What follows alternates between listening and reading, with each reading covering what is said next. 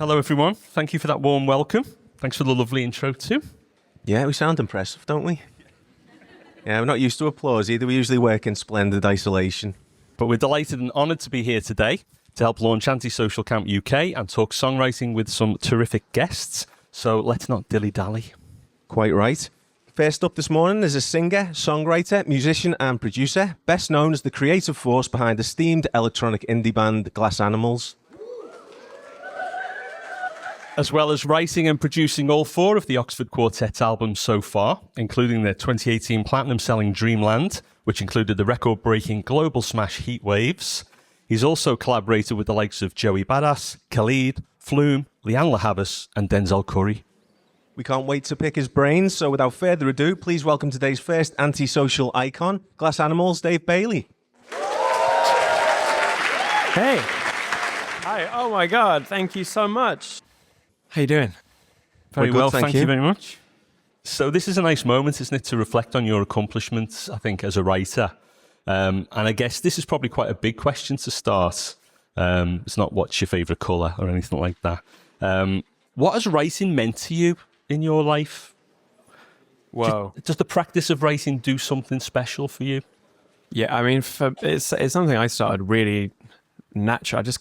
My cousin gave me a guitar when I was about 15, which got stolen, annoyingly. If anyone has any info on that, let me know. I took it to Reading Festival. It was my fault. And I don't know, since then, I've, in a kind of teenage angsty way, it was that way of like saying things that you couldn't really say to anyone else, to your friends, or even things you didn't know how to say to yourself or acknowledge yourself. It's just a way of, saying something, phrasing something in a slightly more abstract way. Probably like someone paints, I don't know, they paint in kind of abstract painting and it gets something out of them. That was what it was for me back then. And it's kind of taken a bit of a journey since then, as it probably has for everyone who's tried to write songs. You realize you hate doing it and you love doing it and it's the worst thing ever and you never want to do it again or think another song will never come out of you. And it kind of, you go through this love-hate relationship, but ultimately it still has that kind of, you're putting something down that you can't really get out in any other way. And are you pretty much always accumulating new ideas for songs you can work on? Did you find that you've always got like some fragment of an idea or like wherever on your phone or computer or whatever that, or a voice note that you've captured? Millions. Yeah. So many. I mean, the kind of annoying part of it is that I tend to have ideas late at night when I wake up at like 3 a.m, boom, bolt upright and have like a melody or like sometimes words and a melody if I'm really lucky, or hear some chords or something like that. And luckily nowadays, it used to be that I'd kind of turn over and boot up this old computer that was a hand-me-down from my dad and get the idea down as simply as I could and then try and get back to sleep. But now we got phones and it's a treat. You just voice memo it. But everyone does it. I was listening to your podcast earlier and even like, what's his name? You're speaking to Labby Sifri uses bloody voice memos. Yeah. And he's 80. He's 80. Yeah. Everyone does it. It's mental.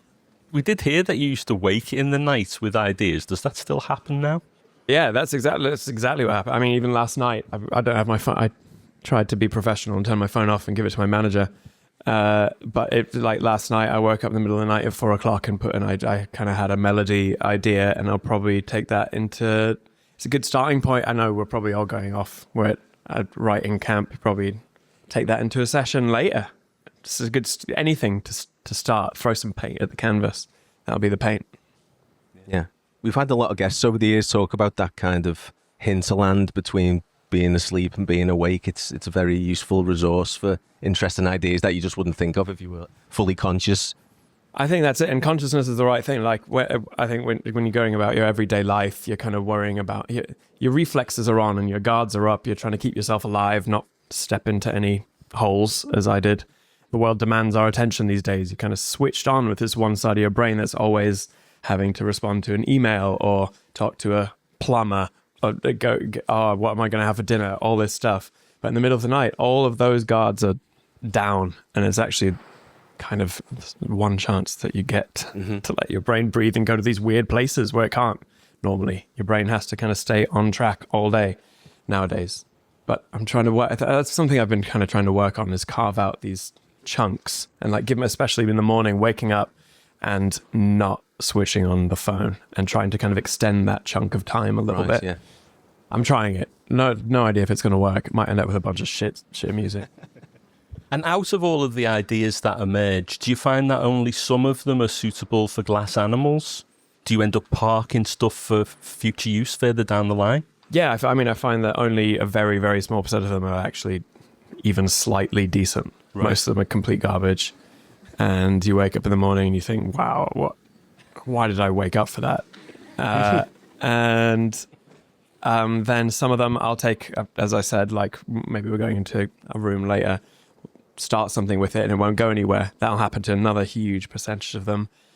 And once in a while, yeah, one comes along and you start developing it in the studio and you're like, oh, this will work for the band. Or, oh, this doesn't work for the band, but I can see where this is going to go. I'm going to send it to this person. I'm going to pocket it because I've got a session coming up with this. But yeah, you kind of start to, different put things in different folders. Yeah. Slowly. And sometimes, actually more often than not, you'll kind of get into a session, you'll play people things from one folder and they'll be like, hate all of it. And then you'll get something out of the folder that you thought they'd like, the kind of Celtic funk folder. and boom, like it clicks. Yeah, it's just the unexpected stuff works. And the band are like that too. Yeah. Here, the things I least expect, they end up loving. Yeah. And did you have to get their approval before you move ahead with a song? Yeah, well, yeah, we're putting it out together. We're working on it together. If they hate it, it's a hard filter to push through, to be honest. Yeah. But sometimes, like even if they do hate it, and this has happened a few times, they really, really hate something, but it convinces me why I love it and why I think it is right. Mm-hmm. So even if they hate it, it's not a bad thing. That can be a good thing. Like either I'll pocket it for later and be like, oh, I really do believe in this. I'm going to use it for something else. Or I can turn this into something they believe in. I kind of see it as like a challenge. There's no bad thing. Someone hating you, like saying they don't like your thing. That's not always a bad thing. Mm. It's kind of cool. Yeah. Do you have a favorite part of the process? Is it maybe the lightning strike of inspiration, or do you love maybe more being in the weeds on like the chord structures and the production elements and things like that? People have probably said this on your podcast. It feels a bit like fishing. Yeah, you've gotten that one before. Everyone's heard that. You've got your line in the water. You've got your boat set up right. And I don't even really like... It's hard to get in the boat sometimes, but when you get that bite and you're like trying to kind of make sense of that bite and how to pull it in, that little magic moment, landing the nugget of gold, that music that came from nowhere, that lightning moment is the one. I'm not so into like...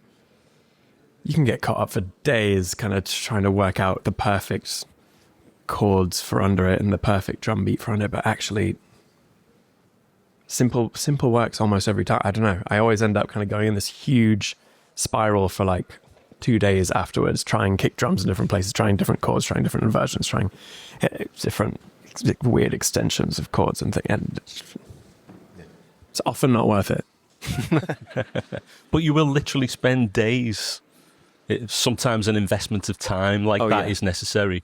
Yeah, especially with the band. And sometimes it does, you kind of completely end up taking something to a new place. And it's you know what? I said it wasn't worth it. It probably is worth it. But I'd say more often than not, you actually end up just realizing that the simplicity of the initial idea was actually really good. It's good to go through that process to kind of know. Yeah. At least then you've got proof, you know? Mm-hmm.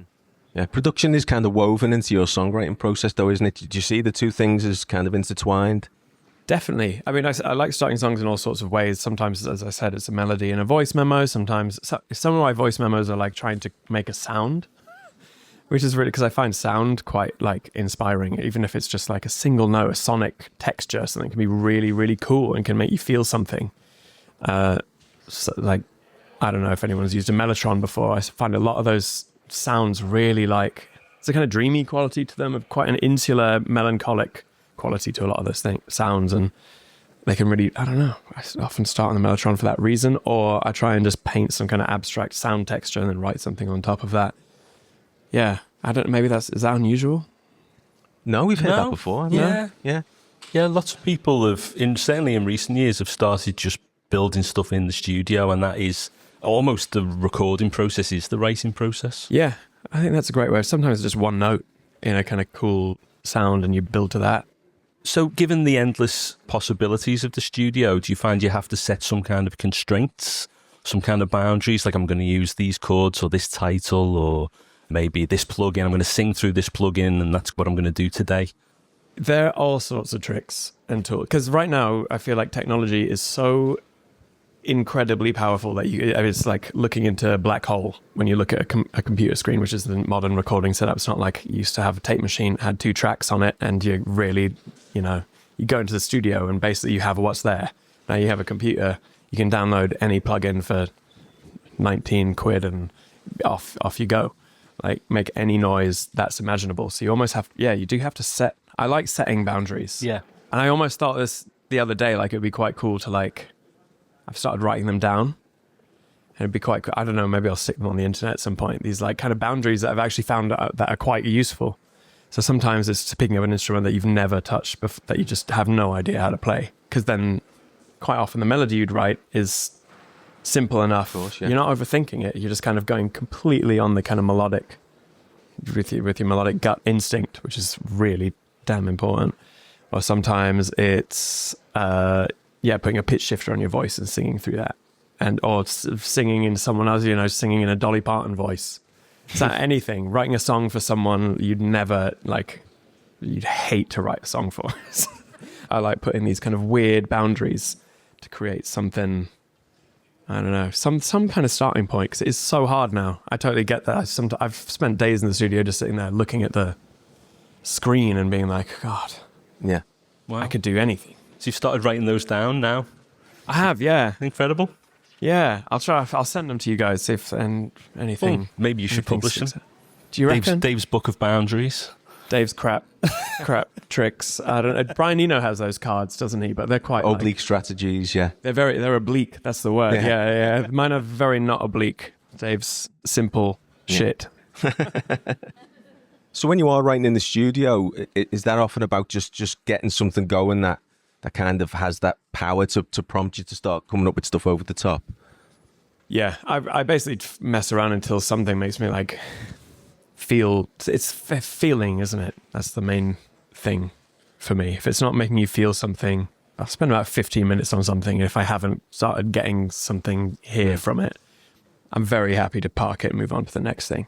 I'm really quick to, when I get stuck, stop, just pause it, come back to it later. I kind of do Monday, Tuesday, Wednesday, Thursday, Friday. I kind of just do that. Right. Just try stuff and almost have a stopwatch. And if it's really good, I keep riding, go for hours, whatever. But on the Friday, I'll kind of sieve through and be like, actually, that one, I see the end now. I can see the light at the end of the tunnel. Kind of go back through everything at the end of the week. I see. So you build in a kind of review just in case maybe your judgment in the moment wasn't that good. And you can go back and go, oh, actually, that one's special. Yeah. Right. I don't know. I mean, I'm very like, doesn't everyone do that? I don't know. I can't. Not everyone, I don't think, no. Oh, I don't know. That's how Maybe you're special, Dave? No. I've just never taught. I don't know. I've never learned from a book or anything. I kind of just, it's made sense. Right. So you just worked out all these kind of approaches yourself then? Yeah, intuitively. And I will say that I've learned a lot in session. I don't do a huge number of sessions and writing sessions and just camps. I've actually never done a camp in my life. But sessions, I learn a huge amount from sessions. I don't know, I feel like a sponge. Yeah.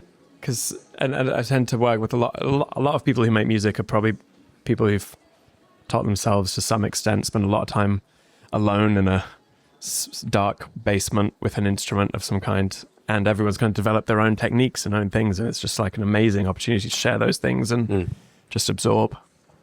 Even if you pick out one thing from a session. And the rest was, been lucky enough to do some amazing sessions. And some of the songs have been complete junk. But and you can look at each other afterwards and be like, that was shit. But it was so much fun. Like, we had an amazing time and like both learned something amazing. We'll take that into the next... We'll meet up again, do another session in a couple of weeks. Maybe you'll get something. That's one of the great things about songwriting, though, isn't it? Is like it's time well spent, even if nothing comes of it.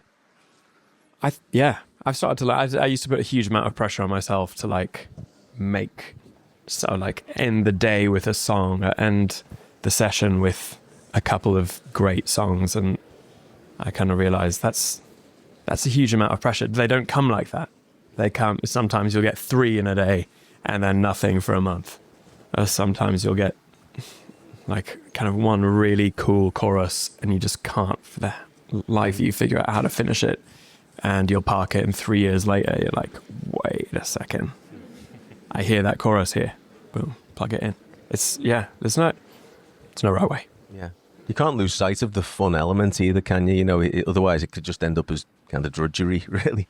Yeah, especially in sessions. You have to have like quite a open mind and be prepared that like you don't catch that many fish when you go fishing. Mm-hmm. Like that's a kind of super bonus. But the actual kind of getting out in the boat and getting it out there and maybe learning how someone else baits their hook, that's really damn valuable. Yeah. And does it help to have maybe a concept you can kind of use as your North Star? You know, like with the last album, you had that sort of sci-fi theme going on. I find that helps kind of draw things together in an album. So when like doing albums, there's I do like having a concept. It helps kind of tuck the sonics and lyrical content into, I don't know, something a bit more of a sausage than an amorphous nebula of just everything. Like it shapes it and allows you to make something slightly more cohesive than a record that would just, I don't know, it could be about everything. It's just too much. It's like it's nice to have an end goal or a couple of themes and a kind of sonic palette that you're going to use through that record. I find that helpful, at least. It helps guide things. So for the last album, I kind of had a certain set of instruments and I just wanted to use those string machines and those old 70s synthesizers and these old drum machines. And it kind of that's a restraint that kind of ended up tying everything in all together, but they're also just great instruments, like beautiful instruments that have a character. Don't have to start that way though. I definitely don't set off with the kind of theme in mind. It kind of comes to, I'll write a bunch of songs. I wrote maybe like 50 songs for that album and sat down and then kind of saw a couple of threads. Amazing. And actually I'd done a kind of spacey album before in the past and just couldn't get it to sound right. It sounded really like clinical and cold. And it was missing like a human element. And then finally, this is kind of 4 years later, I found a way to do it. It was using these older space age instruments and these, I don't know, kind of coming at that space album and that space angle from a more human way. Maybe like Hitchhiker's Guide to the Galaxy did, or like, I don't know if you've seen Interstellar. Like, it's just such a huge, spacey, big movie. But at the end, it's actually so human. And Arrival and these like amazing space movies that they're actually very human things. And it didn't click till recently. You're very good at creating a sonic palette, aren't you? I mean, one of your things is to kind of walk around with a field recorder and grab little bits and pieces and pitch shift them and process them and make your own sounds, essentially. Yeah, I mean, I think that kind of came from like when I started out, it was more of a hobby and didn't really have a whole lot. I had a really rubbish, like Casio, like the keys lit up to like teach you the chords and stuff. I had one of those. It's not making any cool sounds, I promise you. So I had to make my own. I had that and Audacity. Does anyone use that program? Yeah. Yeah, that was. It sucks, but that limitation was kind of good, and I had to find sounds and learn how to make cool sounds, and so it was recording. I don't know. I'd hit a pot with a spoon because that's what I had in the kitchen. Record it into Audacity, pitch it around till you had a little riff, and it's janky. Yeah. But sometimes that's what you need. It's like that all this new technology and stuff. Sometimes it doesn't let you experiment. You kind of click through presets and things. You're not. I don't know. I'm very into like just using the things that are around you. Yeah, and limiting yourself. Yeah, you're in good company actually, because Gary Newman a few years ago told us that he liked to go on the Piccadilly line, I think it was, on the tube, and record the screech of a tube train. Oh, that's cool. He said there was a particular point on the Piccadilly line where it made a noise that it didn't make anywhere else, and he wanted to capture that. That's a bit much. Yeah, it's taking it to extremes. Yeah. Yeah. I was much less. I don't know. I wasn't leaving the basement. I was.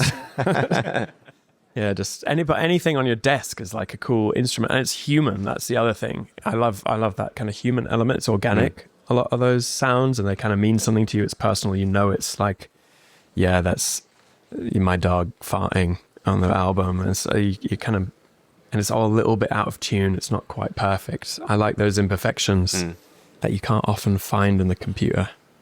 Yeah, You'll actually use the body, won't you? You'll beatbox or whatever it takes to make a sound. Yeah, and it's. I mean, I kind of nicked that a little bit from Timbaland, who, if anyone listens to those old Justin Timberlake recordings, they're so good.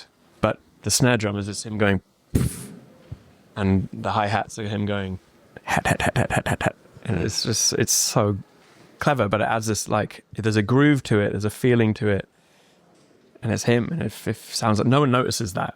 I don't know, has anyone noticed that in those productions? No. Go listen to them. They're wicked. There's some weird bit where he just goes, take it to the chorus before the chorus. It's great. And that's almost like percussion in itself. It is. Isn't it, that line? It really, really is. It's like a little drum fill. Take it to the chorus. Yeah, it's so good. It's easy. It's lazy, which is one thing. It's very easy to do. And it's very easy to just get your feeling, your rhythm, your groove into it. Right now, it's very easy to just click all your hi-hats in and click your kick and snare in. But if you do it even if you kind of beatbox it and then kind of match the MIDI or the notes to the actual like transients. So this is getting real nerdy production crap. They love it. Yeah, but it's got a feeling to it. Yeah. You mentioned about liking the imperfections as well, and that's one thing we love about your process. You know, we've seen kind of footage of you at work, and it always seems you're far more into capturing like the inspiration rather than technical perfection. You know, it's you just kind of want to get to the essence of the idea rather than labor over every sound. Yeah, that happens later. That does happen. The laboring is definitely a thing, and there's a kind of infinite loop of labor that happens where you're just EQing a kick drum for hours. And, it's not worth it. Send it to a mixer. I've stopped doing that as much. Right. Yeah, I like the kind of creation, and I've started to really appreciate the kind of weird stuff. Like a lot of the time, I used to kind of EQ out all the kind of noise and weird like coughs in the background. Actually, right now my studio is under a cafe, so you can hear like the coffee, like every time they take an espresso thing and like smash it against the thing, you hear dong dong dong. It's all the vocals I'm cutting them in. It have dong dong dong. But I'm cool. I'm into it. It's cool. I like it. It's like a soul. That's very easy to iron out, and I've stopped ironing it out. But I think that was how you made Gooey, wasn't it? That sort of approach of kind of following your nose with sound. Yeah, and actually I found the voice memo for that the other day. Oh. And like Gooey starts with that like do do do do do, that kind of that chord, that really open chord, and I found the voice memo for that, and soon afterwards there's a voice memo for the bass line, which is like trum tum tum tum tum tum, and it's all just voice memo after voice memo, one after another. It's all the sounds are just done with voice. And actually, the voice memo of the bass line is still in the song, just very quiet. It's very quiet, but it kind of added this bounce that I couldn't. When I muted it, it didn't feel as have that warmth, that wonkiness. Yeah, I think it was Paul Epworth that spotted the potential of that song, wasn't it? Yeah, that was one example of one that no one else liked, but I really did. And I actually almost didn't show it to anyone. It was Paul who signed us at that point and was working on the album with us. And I almost didn't play it to him. I almost had it in the bin. That song almost never saw the light of day. But for some reason, I don't know, it got to that point where I'd played, as I said earlier, I kind of played everything from my folders and went into that side folder. That's not the good stuff. Yeah. I kind of labeled it over there with the Celtic funk stuff and played that, and he like stood up and was like, whoa, wait a second. And I don't know, there's some magic in that moment that really happened. Something, I don't know, some higher shit made me play that. Yeah, he's a good guy to have in your corner, isn't he? Yeah, he's good, and he's just like just great ears. It's amazing, really open ears. And I think that's a sign of a really good producer. Actually, really good producers can see that light at the end of the tunnel that I talked about earlier, that they can kind of see through all the next steps.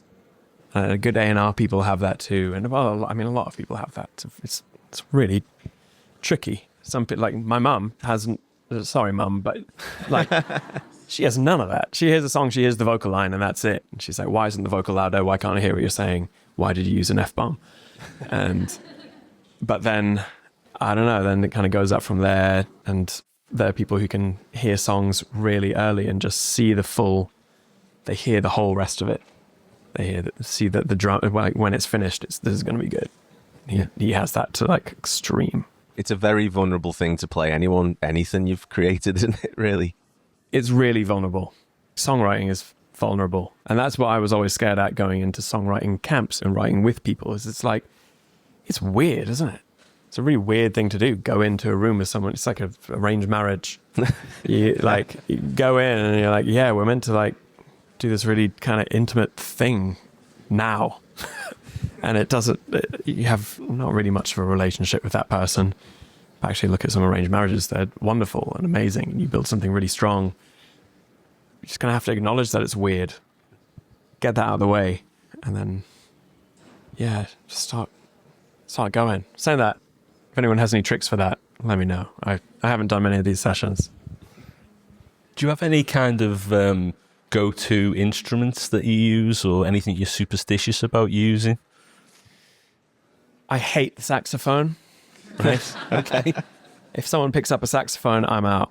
It's just a bit like, look at me, I'm the saxophone. And, get out. Sorry, is anyone a saxophone player? Yes. So sorry. I'm kidding. Some people play it wonderfully, and it can be... Like, I like it when there's like one stab at the beginning of the chorus, that kind of bang, done. That's it. That's great. Less is more. Impact. But I write a lot, and I try to do different things. I try to not do the same thing every day and pick up different instruments every day. Sometimes I pick up I have like a 5-pound glockenspiel thing. Is that even how you say it? Glockenspiel? Yeah. I have one of those I got off eBay, and that is like what I was using the other day. Easy. I don't know how to play it particularly well. I keep hitting dud notes and things because I've never played one before. I have this old classical guitar that I got that I've had since I was probably 18 maybe, and I use that on almost everything. At some point I try to pare the song back and just play it on that. It's like a classical guitar. Really crap. Has like animal stickers on it that I don't know, I assume belong to some kid. Glass animal stickers. Glass animal stickers, yeah.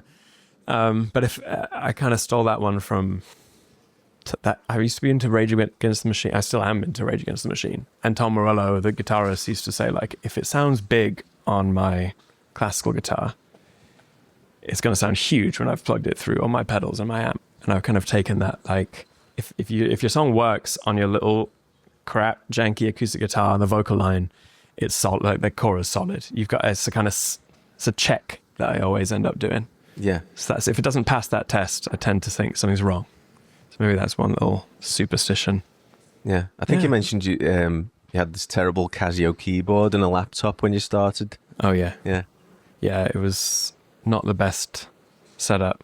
It was an old MacBook, original Mac. Have you seen those white MacBooks that are like plasticky? You've got to be careful about mentioning MacBooks here. Oh my God. They have snipers. We're in their crosshairs as we speak. You can cross it out and write Samsung laptop.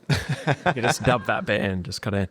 But it didn't have a battery. It had to be like plugged into the wall. The battery had like exploded, and it just kind of shows that you don't need that much.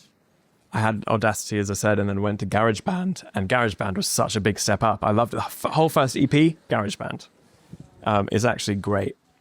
And then I went into, now I kind of bounced between Ableton and Pro Tools a bit. Right. So it was Audacity really at first, was it? Audacity and then GarageBand and Ableton. Yeah, but Audacity, I guess it's just a tape recorder. Like, it kind of eliminates all possible production. So you can kind of pitch stuff around and reverse things, but it really is a tape recorder. in the way that Pro Tools is. It's just happened to be in a computer and you could plug something into the headphone jack. Those restrictions are good. Yeah. Yeah, maybe I'll go back to like a kind of 4-track cassette thing next. I don't know. Are we right in thinking that you studied neuroscience at some point? Because there's a lot of thinking that goes into this process, isn't there? I was wondering whether there was a connection there in terms of, Yeah, I did. your approach to songwriting. I was really sciencey growing up. My parents are scientists. And so I kind of always thought I was probably going to be a scientist of some kind. And then I went to university to do science. I wanted to be a doctor. So I did medicine. And then after 3 years, they kind of give you this opportunity to do another degree. And the music thing was bubbling at that point, and I was really excited by it, and I loved doing it. And a lot of life stuff had happened, so I wanted to take a step back from the medical stuff and do something a bit, I was going to say easier, but then I went and did like this neuroscience degree thing, and I dropped out to do the music after a few months. But yeah, there's a few little overlaps in that Venn diagram. And one is just, I was really into psychiatry and working out how different people see the world and how to like understand that. And it's almost impossible to understand. And that's why songwriting is so amazing, is it kind of allows you to communicate in this way with people that you probably wouldn't be able to communicate with otherwise. Like you can be in a bar in, I don't know, Laos, and the song can come on and the whole place can be like bonded immediately and erupting and singing and otherwise no communication. It was kind of the same I worked in a psych hospital, and that was like a really amazing tool, music. It feels like the impetus for a song can seemingly just come from anywhere for you. I think you wrote Pork Soda after meeting someone at a show who just had a tattoo with those words. Yeah, I did. I think I later learned out that that's like a Primus song. I don't know if anyone knows that band, Primus. And our song is just so different. That they had this, I don't know, I love their tattoo and their story. They told basically this lady and her partner came up and she showed me this tattoo, and I was just intrigued by it. It was just this huge pig that said Pork Soda on it, and I was like, why? And she was like, I used to make it as a kid. It's like this thing where you cook bacon and Coca-Cola, and apparently it's really delicious. And I thought, oh, that's really interesting. But it kind of creates that image in your head. Yeah. It's like a really kind of American image that is really beautiful. Almost like you can kind of see the dish and smell the dish. And I like that. And that was the starting point for the song. And she kind of told me the story of their relationship. And I actually recorded a little bit I used to kind of record all these conversations at that point for that album. And all those conversations made their way onto the records. And that song, I don't know, the story just like, there was something in it that I related to. Right. That they had this kind of on and off love-hate thing going on. We've all kind of had that to some extent. I found it really relatable. It's important to have that ability to kind of observe things though, isn't it? And to be able to see the potential story or the emotion in something like that. It's a songwriter's kind of gift to do that, I think. Is it? I don't know. Yeah. I don't know. Okay. Yeah. No. I guess it is. Yeah. Do you do that in the airport where you're like sitting in the airport and you see some like family and you're like, I wonder what their story is. They look like characters. I like this. And you kind of draw this story for them. I found that like quite a useful like. I have that looking at like old photographs sometimes, just of a street scene or something. You could pick out any one person in a crowd and go, God, there's a whole story behind that person. Exactly. Yeah. And you start to imagine like, oh, I wonder what they ate for dinner, and I wonder what I don't know. No, maybe I'm going to find this. But I find that a good like lyric writing tool too. You can kind of hone in on the specifics of a moment as well. If you can create that story for someone else, you can probably create that story if you're thinking about a certain moment in your life. You can go back, think about what you were eating, what you're listening to, what you're watching on telly, the podcast you were listening to. I don't know. You can make all these references and kind of flesh out the image. Yeah, which is I find that so handy when I'm stuck on lyrics. It's fun. It's fun as well. You can even like do a little doodle. Yeah, start to research. do some research, go down some rabbit holes on YouTube, find some old cartoons that make you feel nostalgic, use some of those sounds. Yeah, it's fun. I guess Heat Waves is probably a quintessential example of your ability to do that kind of thing, isn't it? Because you're marrying real human emotion there with something that is just sonically kind of irresistible. Thanks. That's very kind. Yeah, to me, honestly, it's like sounds like the wind to me. I've heard it so many times. Sure. It's just like I've played it so many times. But once in a while, I do catch it, like in a French petrol station, playing out the PA. And I'm like, oh, actually, yeah, it's kind of cool. Yeah, that one weirdly started as a beat. So sometimes I do that too. I actually started with the guitar, and I remember being obsessed with writing. I read this thing about soundtracks and how soundtracks really use the chords to tell these amazing stories, and sometimes the chord progressions are like really quite long and go on this. They kind of almost fit the contour of the film in a way. There's a kind of film starts quite jolly, gets really dark, it's scary. Oh, it's looking good again. Crash down, everyone dies. But I don't know. That's just one example. But they can take these kind of these rides, and I remember trying to make some chords that took you on a ride. Yeah. And those were like some of the first ones I came up with. It's quite a long chord progression, and it does kind of go down and then up and down. I don't know how else to describe. It's probably a musical term for that. Yeah. No, that's one of the things I always loved about that song is that the chord sequence kind of goes on longer than I expect it to. That's quite satisfying, I find. Yeah, it kind of almost doesn't feel complete. And so I had those chords first, and then I added the drums. For some reason, I don't normally go for drum. Normally when I have chords, I'm like, oh, I can see the kind of lyric, I can see the image, I can see the lyrical content. I'm going to start writing some words here. I actually did the drums and kind of gave it this like bounce, because I didn't want it to be too sad. And I was listening to a lot of, I don't know what I was listening to at the time. Yeah, Dr. Dre, I think I was listening to. And I then started writing over it. And I remember just those chords have that kind of never-ending nostalgic feel to them. And I just thought, okay, one moment can I write about here that matches these chords? And I thought about it. It's quite a dark moment, but the chords don't quite finish. And I found this like basically a really old friend of mine, like my closest friend passed away, and our story never really quite like ended. And that was where I went to with that feeling. So you just kind of have to let those feelings, I don't know, I do at least, let those feelings guide the whole process. Yeah. And did you feel like you have to be that vulnerable? You had to kind of isolate yourself in the process of writing the song? Definitely. I don't think I was comfortable enough at that point. Maybe now I'm a bit more like, I don't know, I put less pressure on myself in songwriting situations in groups and camps and things. I've done any before. But I was too self-conscious, and I didn't want to go there in front of other people. I was, it's just self-conscious is the word. But I think I've realized more recently that everyone feels self-conscious, and it's kind of part of the fun. It's all right. If you can all laugh at it, it's cool. But yeah, at that point, I locked myself away. That whole album was very like me in a room feeling really self-conscious. We did read that there was one other person around that night who heard that song when you finished it. Oh God, yeah, that busted the bubble. I thought I was alone. I thought I was all alone in the studio that day. I don't know if people know this story.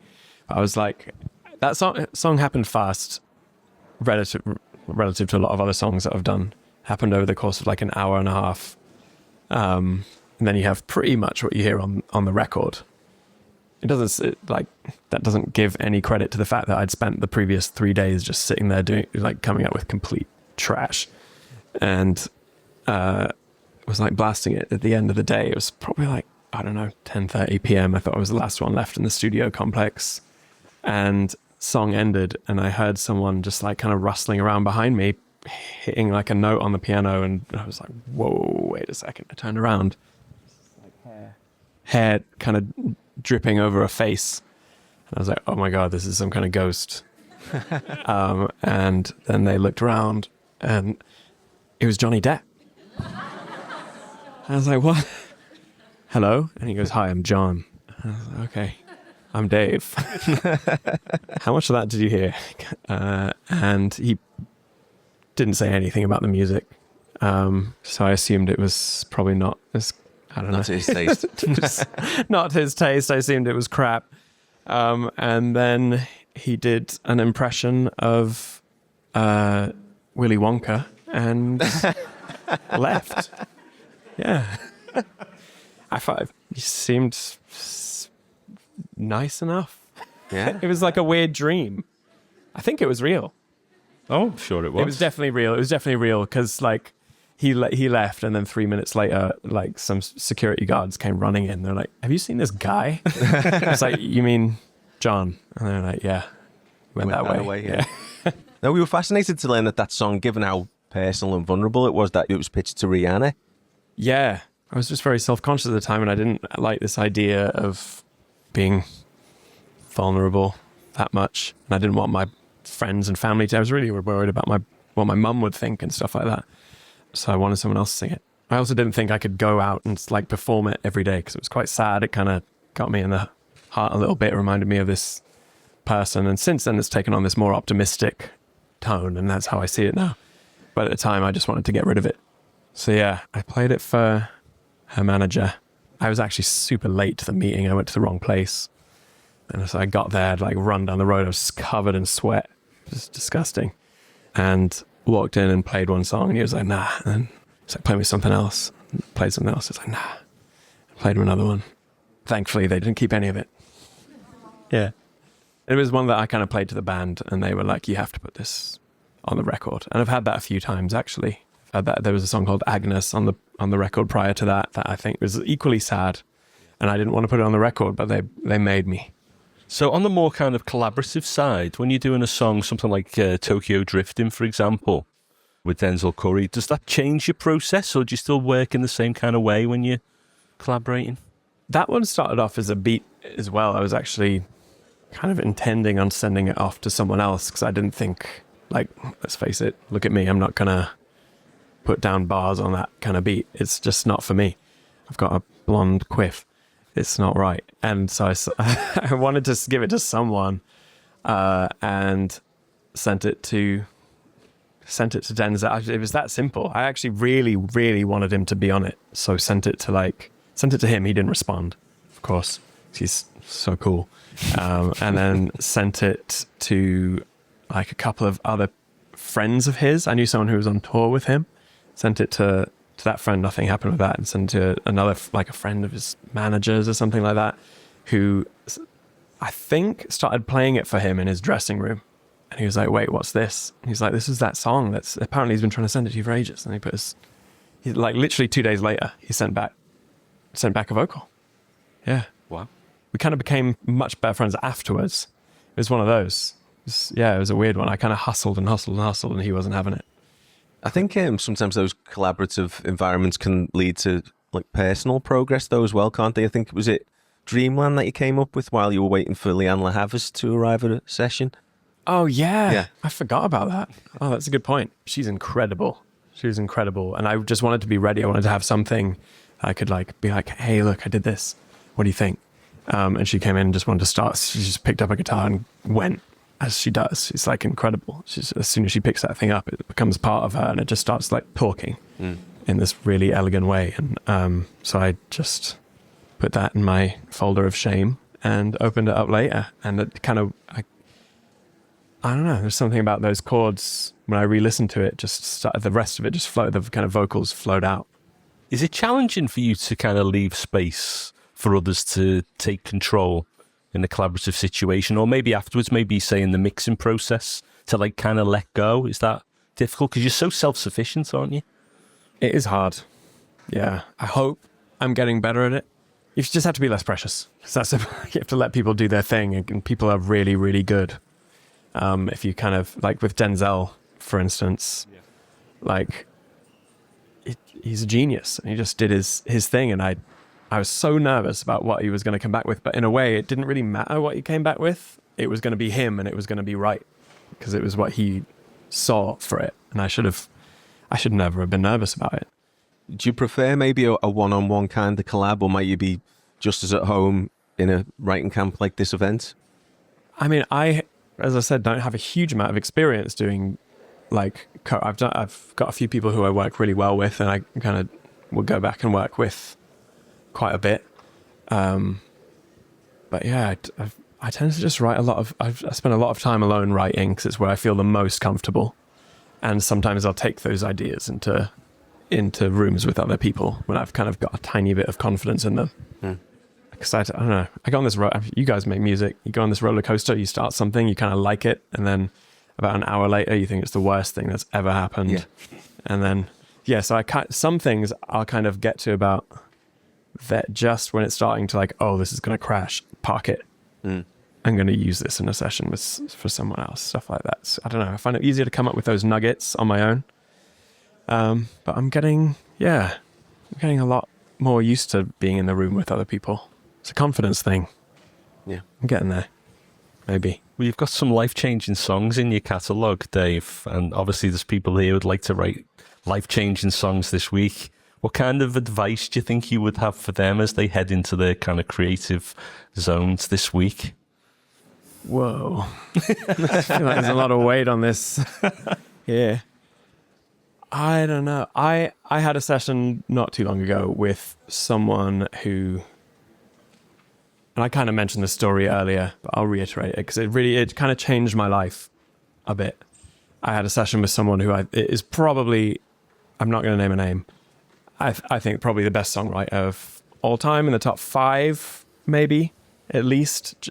Absolute genius. So much respect for this person. Grew up with their music. Was trembling when I went into the room. And got there and noticed that he was kind of trembling too. And I was like, whoa, wait, this guy's actually quite nervous too. And he sat down at the piano and started playing. I was like, crap, it's all crap. It's so frustrating. I saw him getting frustrated, going through the same kind of process. There's the same frustration, the same nerves. And he just wanted to, we kind of went through all the emotions. There were kind of moments that were really frustrating. I have my guesses as to who this might be. But oh, really? I'm not going to say. Don't say it. People can guess. And what allegedly was one of the coolest days of my life. And yeah, we got to the end of a kind of 6-hour day and we were we listened back and that's shit. That's really shit. But then we looked at each other and we were like, that was a ride though. That was the funnest thing. And I felt like we both kind of put all of our put everything, all egos aside for a second. And he was so good at that. This person who could have been the biggest ego on earth, just tucked that into one corner, still had those nerves, still had that self-consciousness that I think is a constant. I don't know. I think that's probably what's made him a songwriter that's been so successful for so many years. Is he still just cares, loves it deeply, and has that that self-doubt, allows himself to feel it. Yeah, I guess it's just about not being too precious, isn't it? About any idea. Yeah. If it doesn't work, another one will come along at some point. That's it, and just enjoy that ride. It's a weird ride. I've come out of sessions and wanted to cry. I've come out of sessions and wanted to punch the air, but it is a journey, and you kind of just have to go along with it. I think everyone still gets those nerves, and they're really important. They're actually really good fuel. Yeah, definitely. Egos aside, enjoy the ride. That's what I should have said. Nice. Well, Dave, it's time for us to wrap this up, but this has been an absolute pleasure. Thanks, everyone. Thanks for listening. Thanks, guys.